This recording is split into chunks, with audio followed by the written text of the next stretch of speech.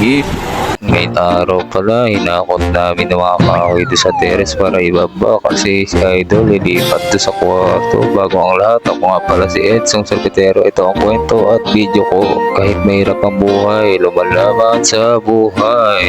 Yan, umakyat na ako ng taas para hakutin yung basura mga idol. Tinanggal mo muna namin yung mga basura mga idol. Binaba muna yung mga basura kasi maraming basura dito sa taas. Ako yung taga-baba doon sa baba at sila yung naglilinis din sa harapan ng terrace. Tulong-tulong pala kami tatlo. Sila yung nandun sa taas. Ako yung taga-baba dito sa baba para hindi kayo mahirapan mga idol. Nandito na ako sa baba at tatambak ko na dito yung basura. Yan, nalagay ko na. Tapos mag-aabang ako dito kasi bababa nila yung mga kahoy mula doon sa taas. Nag-aabang kami dito sa baba. Isa-isa nila binabagsak sa baba. Pag maliliit, babagsak na lang para mabilis. Ayan, kinuha ko na, tinambak ko na doon. Tapos mag-aabang ako ng mga kahoy na mahaba. Ayan, kinuha ko at tinambak ko na. At isa pa, pangalawa, kinuha ko ulit. Ako yung nag-aabang sa taas at sila yung nag-aabot doon sa taas para mabilis ang trabaho. Mga idol, nandito rin kapatid ko at tumulong na rin sila. Kaya apat na kami nag-aabot ng kahoy mula sa taas at kami na sa baba. Yung maliliit, inahagis na lang para mabilis kasi hindi na maabot yun mga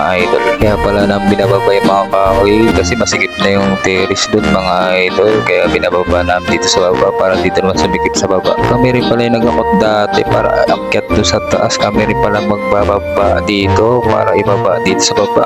Yan, natapos na kami sa pag-akot ng mga kahoy. Para ibaba at umakyat naman ako dito at nagilinis na sila ng mga basura na natira dito mga idol. At tumutulong si Idol kasi lilipat si Idol sa kabilang kwarto mga idol. Nililinis dito kasi marami rin basura at mga daga mga idol. Dapat nagtutulungan tayo sa trabaho para matapos ang isang trabaho mga idol. Kaya hanggang dito na, pakipalaw at share na lang ng video ko at lagi tayo magdadasal at lagi tayo mag-iingat. Salamat idol. Walang wifi. Wala pa ang wifi namin. Nasira.